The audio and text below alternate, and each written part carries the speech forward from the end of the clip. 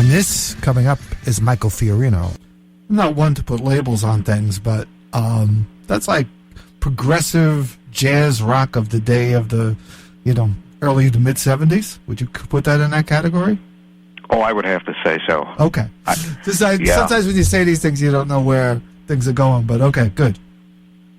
Yeah, I would have to say so, and I had a lot of fun writing that. I bet. Because the bass line, the chord progression, is Johann Sebastian Bach. It's from the Passacaglia and Fugue in C minor. It's BWV 582, and it's an organ piece by Bach.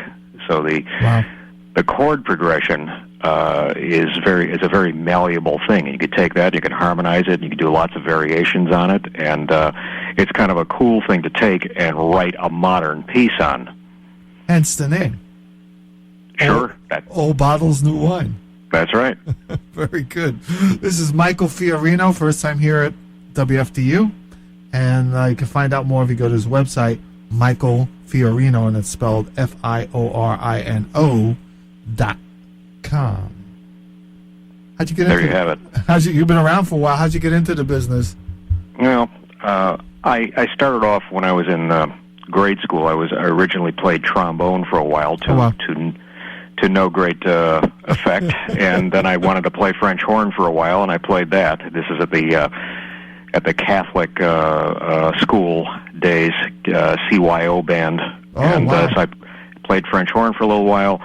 I played guitar, not long enough to hurt me, and then, but then when I got my hands on a bass, and I was about 13 at the time, and I started studying with a really great guitarist by the name of Stu Pierce in the Chicago area here. Okay. And he was the guy that taught Terry Kath from Chicago. Okay, sure. And so he taught me.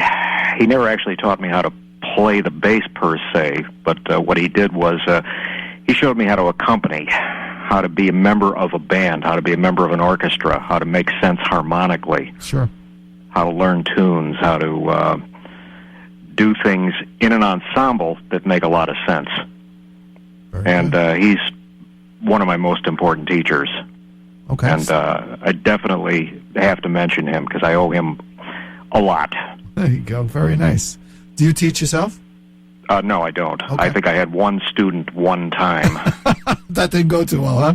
And when that student quit, I just didn't do it. I've always been a working musician in the Chicago area, and it's always been something that I would rather pursue. Strangely enough, I got to the writing part kind of late. I was always interested in arranging. I never took a formal course on it. I read Don Sebesky's book. Oh, wow. Which helps me in a lot of situations, and I still refer to it. I just keep it open when I'm writing, because if I have a question about ranges of instruments or what you can combine for a good sound, I just refer to it.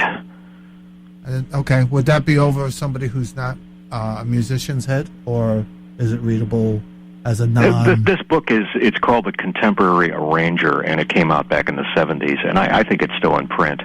Okay. And it's not an introductory book. It assumes that you know something about music and music theory, but it's a good reference guide, and it's pretty intelligible. Okay. Yeah.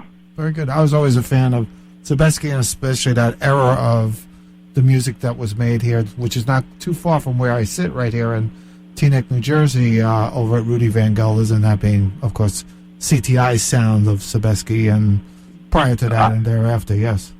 I love the CTI sound. Oh, man. It was always my favorite, and Van Gelder and the sound he got on those things, to me, is just about...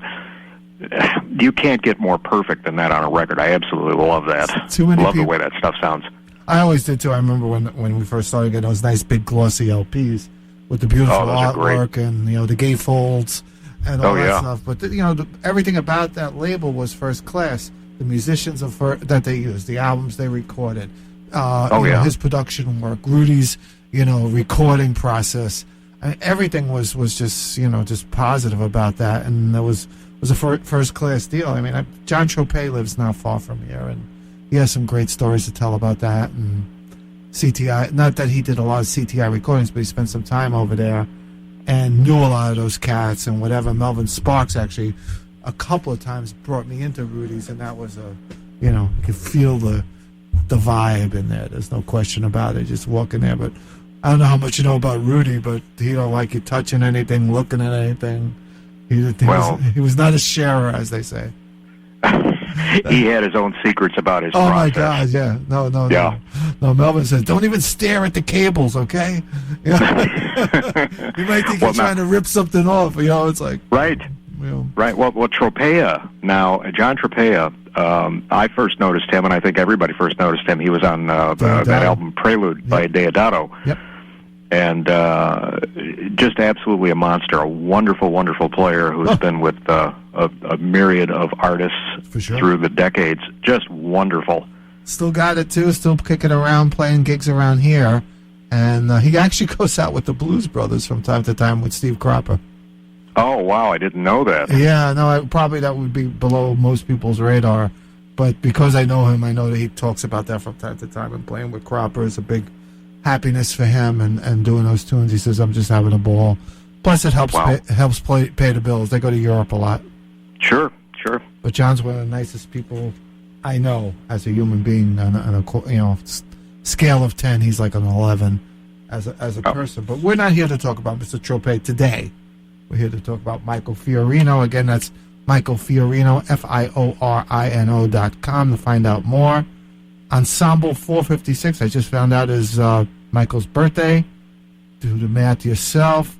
And the name of the latest album is Crayon Sketches, which I guess, did you do the drawing on the front page, the front cover of that? No, that's my father-in-law's ex-wife. Okay. And she drew it, and this happened about, I don't know, a while back, maybe 1998. I was with my wife, and my wife's dad and his then wife we were all in Washington, D.C. together, and we were going to the Van Gogh exhibition at the National Gallery, and we went to an Italian restaurant, and there were crayons and wax paper on the table, and she started drawing pictures of everybody because she was an artist. She still is an artist. Okay. And she drew something of my wife and myself, and we kept that all these years kind of rolled up in a corner. That's funny. And when I said to my wife, what are we going to use for the album cover this time around, she said, well, let's use that old drawing by Jackie. That's pretty cool. That's pretty cool. Yeah. We thought because, and hence the name again, Crayon Sketches. Yep. So, it's a neat cover. It kind of grabs your attention. You look a little devilish there, though. Oh yeah, well, it's a younger me. I haven't the rough edges haven't worn off yet. Okay, good. Well, they'll try and keep it that way. But really, a lot of the tunes on here really caught me off guard. I think we were talking off air about Jazz Dog work on a record, and this is not what they typically send. Right. So it kind of hit me, from left field in a good way. Well, I think because of the era I grew up in, and it was kind of a time when late 60s, early 70s, through the 70s, it was kind of anything goes. And you didn't have to have jazz credentials to produce a jazz record. You didn't have to necessarily sound like jazz vocabulary-wise to have a record that was played on jazz stations. There were lots of cross-influences going on at the time. It was a really exciting time. I know it's regularly said that, well, that was a bad time for jazz, but really, I think it was a great time. Yeah. I think it was a time when they attracted a whole new audience of people that would not otherwise have listened to it. Well, radio, I'm sure, had a lot to do with that. The music, not to take anything away from the music, but radio was kinder to, I'm sure it would have been quite kind to your record here at that time, especially, not to put it back in retro land. Yeah, but I think it would have gained, late night FM airplay. I mean, that would be where I might expect to hear this, with the headphones on and drifting into space a little bit. But but that would have fit really, really cool at that point in time. And yes, we were all influenced by a lot of that. That's what Michael. That's all I do here. Okay, this is my 16th year here at WFDU. And I came to this late in life, or pretty late in life, almost at 50, and in late 40s. And so, I said, well, what do I know best? What do I want to do? and it's a lot of retro here. I mean, you were playing everything this morning from the Chambers Brothers to Quicksilver to... Oh, wow, the Chambers Brothers. And Herbie Mann. I mean, we try to make it all work with Sonny Chirac and all that kind of good stuff, and Traffic and all that. And you. Well, it's amazing to be included in that company, and it's just a riot. It's like a dream. It's eclectic, that's for sure. But this is my first radio interview ever. You're really? The first, Bob. Oh, my God. You're the first. Oh, my God. Well, welcome. You sound like an old pro. Oh, thank you. Well, you know what? I am an old pro, so there you go. What do you do to keep busy these days? Well, mostly I'm a bass player. I mean, just a freelance bass player, and I play for anybody within reason that needs somebody that could just come in and do the job as quickly as possible. Okay. So that's what it's always been for me. Okay. I made a career out of that. That's great. That's not easy, and I'm sure that's not easy to do as it was back even 10 years ago. Yeah, well, it's when the worldwide depression hit a few years ago, things got a little shaky. I bet. They really did, but it's mostly been good to me, and I've just been really, really fortunate and really, really happy to do it. And I can't believe I actually just said those words. I've been really fortunate to do it. And that's people always look back at their careers in retrospective, and here I am doing it. But it's true. Yeah, sure. It's a marvelous thing that you could do music, and you could do music for a living, and then later on find your way to arranging and composing, which is just the most exciting thing in the world. You can't imagine, Bob, what it's like. No, I can't imagine, but in different areas for me. I mean, as I grow older too, and I'm like I think we spoke about, I'm about 4 years older than you. Yeah. And it's nice that as we continue on this journey, that you find other doors that can be opened at any given time. That you fall in love with, or you fall into a creative zone with. I do some writing and stuff like that, and that allows me. And coming here is like I do this twice a week. And, it's its own sort of art form and creativity, and what are we going to do this week, and how we're going to tie all these jagged edges together and make them sound like a cohesive piece. And it's a lot of fun for me to be doing this at this point in time. It always has been, but as the years go on, you get a little better at these things, you figure things out, you can look from afar, you're not in as much of a rush, that type of stuff. Sure. Okay. Do you remember a jazz broadcaster back in the 70s, Harry Abraham? No. Oh, he used to be on the station in Rochester. And he used to broadcast. We used to pick that thing up. I was out on the road back in about 1975, and we used to pick his station up out in Nebraska when we were on the road driving to another gig. Wow. And he used to have a program that was sort of free-form jazz, and you would hear whatever, anything out in the middle of the night, booming out on the AM airwaves over the Midwest. It was quite an experience. You got quite a big throw in those days. I guess you still did. Not that I, troll for AM radio like we used to. Right. But it was surprising when you would be flipping through the dial and you would hear that. You would hear it coming through on AM, and you'd be out in the Midwest somewhere, and you'd hear this and say, "Oh, just leave it on, let it go." Yeah, sure. And especially in those earlier days, that wasn't all that easy to find. Speaking of which, you may want to speak to the Jazz Doves folks, and maybe not only to jazz radio, but maybe to Deep Tracks might pick this up a little bit. Sure. It's definitely worth a shot. And I hear them playing more old time retro rock jazz like Brian Auger and stuff like that.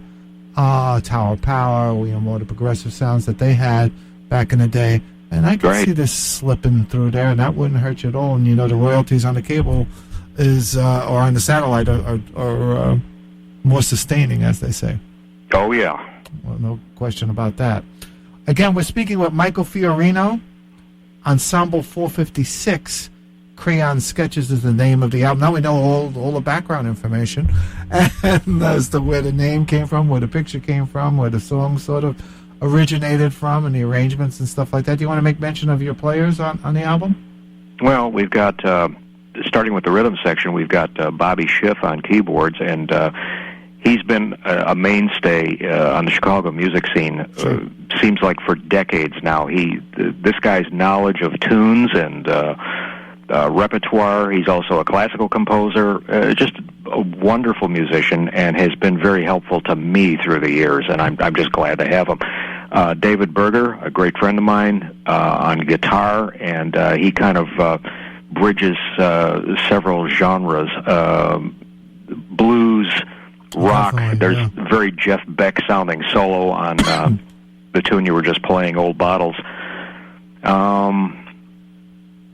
My drummer, Chuck Schwartz, I work with him in a jazz trio twice a week, and I've been playing with him for maybe the last 20 years. We're in a band that did general business gigs, which call club dates, I guess. You call them out east club dates. We call them jobbing dates.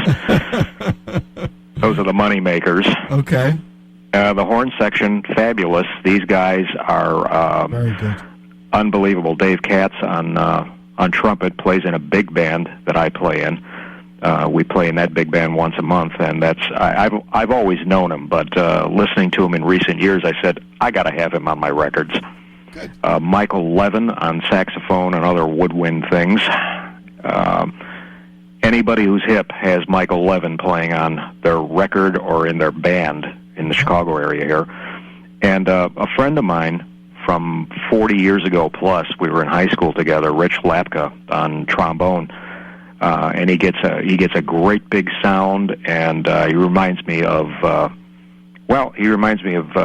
Jimmy Pankow probably from Chicago with the largeness of his sound on that horn. Not easy, yeah. Okay.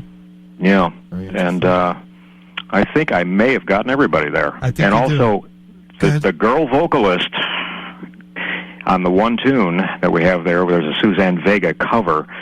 Well, that's my sister-in-law. That's Gingy Lahara. Oh. And a wonderful singer. I used her on my first album, too. And she performs in the Chicago area. She performs with Bradley Williams Ensemble. Bradley Williams was the very last piano player to perform with the Woody Herman Orchestra. Oh, wow. Oh, yep. Wow. Yeah. Wow. I remember the Broadbent days, but that's certainly, I'm sure, before the time. Oh, yeah. One of my favorites. Speaking of rock, jazz records, I always like that record, Brand New, with Michael Bloomfield. I love Brand New. I was just thinking about Brand New. I love that record. It's the tune Adam's Apple on there. I love that thing. Oh, yeah. And I love the stuff with Mike Bloomfield on there. Oh, man, he just tears through it. It's he was always had issues. We know that. And at that point in time, I read anyway, I heard that they took some coaxing by Ralph Gleason to get him in there. But, oh, yeah. Oh, boy, but that those two tracks they did together, I mean, one of them is just kind of, I think Woody sings on, but the groove is great, and the soloing is tremendous, and then there was... And I love that juxtaposition. I absolutely love that. No, I think we may have been... cross-circuited at some point in time in Italy back in the day. Oh, God, I'm going to let you get, Michael, but before I let you go, two things. I want to thank you for sending along the CDs, some of which we're going to give away this morning, some of which I'm going to save for our fund drive coming up in February. Oh, wow, it's a beautiful thing. Thank you. I really appreciate that, and it's not easy. It's easy to deal with individuals like yourself to get recordings sent over to the station for our listeners to keep in line, to make sure they remember us when we do our annual fundraising events. And glad to do it. That's very kind. There's no question about that. And I'd like you to pick a tune from your fine recording and tell us why you selected that one. Well, okay. I wanted to keep it fresh. Okay. Okay. I'm going to say an ode to Horace. Okay. And Horace is? As in Horace Silver. Okay. And I know that it perhaps doesn't necessarily sound like anything by Horace Silver. There is a record that I have by Horace Silver it's called Silver and Wood, and it's got a bunch of... I remember this record. Yeah, this was a later day recording, yeah. Yeah, and I was thinking of that record when I wrote this, and Horace had just passed away last summer. Right. and I was having my wife's car serviced. I'm in a Volkswagen dealer, and I'm sitting there in the waiting room, and I had my iPad with me, so I basically sketched the outline of this while I was sitting there. I had a couple hours, and I did it. Wow. And this was a challenging work all the way. It presented various problems with, I've got a 5-piece brass section on this one. I've got a piccolo, a baritone sax, flugelhorn, clarinet, and trombone. So you talk about instruments that you have a hard time keeping in tune. There they are. Oh boy, let's keep it simple. But we got through it. We did it. Well, we'll check that out. Now, if you want to win a copy of the recording, give me a call here at 201-692-2012. Michael, if you ever come out this way, know that you're welcome to join us here anytime in the New York area, especially if you're doing a gig and something that needs to be promoted. You're an intelligent, interesting interview, and I enjoyed my time with you. It was a riot. Thank you, Bob. You take care, Michael. Thank you. 201-692-2012. Thanks, Mike. Thanks, Bob. My pleasure. Yo.